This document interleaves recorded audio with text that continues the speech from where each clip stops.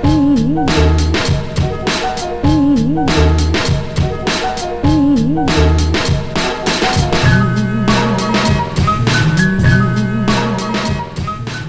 watching Cover to Cover, our guide to the Sikh and Punjabi books that you need to read.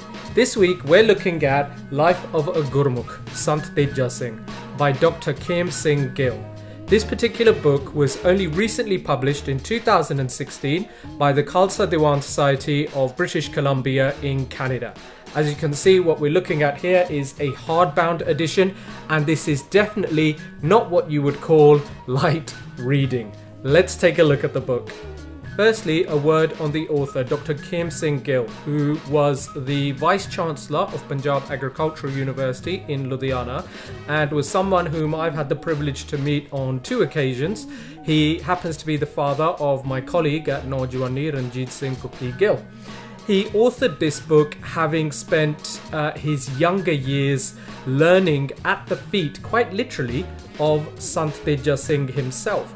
And so this book became a labour of love for him, but one that was very much needed, because the personality that was Sant Teja Singh is one that we in the West really need to know about, because he was a pioneering figure who left the Punjab at the beginning of the last century and studied to the highest levels in Western academic institutions, but never lost sight of his Sikhi, and then most importantly, as you can tell from his name, maintained a status within his personal life spiritually that people refer to him as Sant Teja Singh. So as I said, this book is no mean feat to read. There are over 700 pages worth of information about Sant Teja Singh.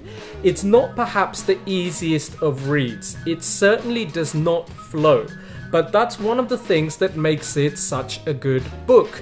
There is a preface at the beginning, some notes by the publishers from the Khalsa Diwan Society, and some acknowledgements by the author himself. In addition, there is a very helpful glossary at the back that lasts for a few pages, and then of course a bibliography that is very, very helpful when it comes to 20th century literature. So this is definitely one of those books that helps you to find other books. But where this book really comes into its own is in original sources and footnotes and extensive notes pertaining to the ideas that are being presented and the happenings from the life of Sant Teja Singh. These include references to Gurbani that are being mentioned in the context of his life, but include such things as letters, many umpteen photographs that are reproduced here in black and white, and lots of notes and handwritten notes about Sant Teja Singh and some of the things that he did in his life.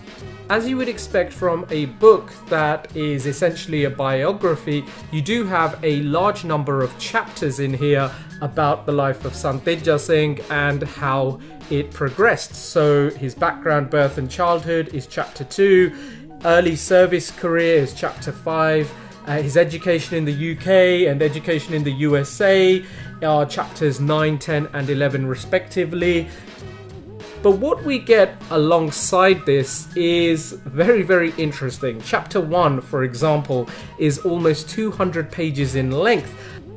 It is broken down and bullet pointed into differing sections that actually refer to the life of a Sikh. So there's almost a book within a book inside of this book. Through reading Life of a Gurmukh Sant Teja Singh, it becomes apparent to the reader quite quickly that you are getting more than a biography. Essentially, you are getting a how-to guide on navigating our way through the world as a Sikh, how to make sure that we advance ourselves and reside in this world in the 21st century, but at the same time abide by Sikh principles and move closer and closer to the Guru, which is the ultimate aim for any Sikh.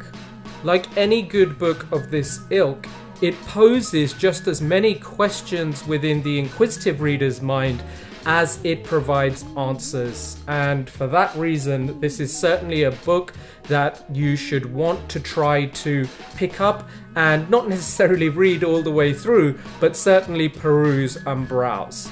But we want to know what you think, so please leave us a comment below and make sure you subscribe to the Naujawani YouTube channel to watch more from Cover to Cover, our guide to the Sikh and Punjabi books that you need to read.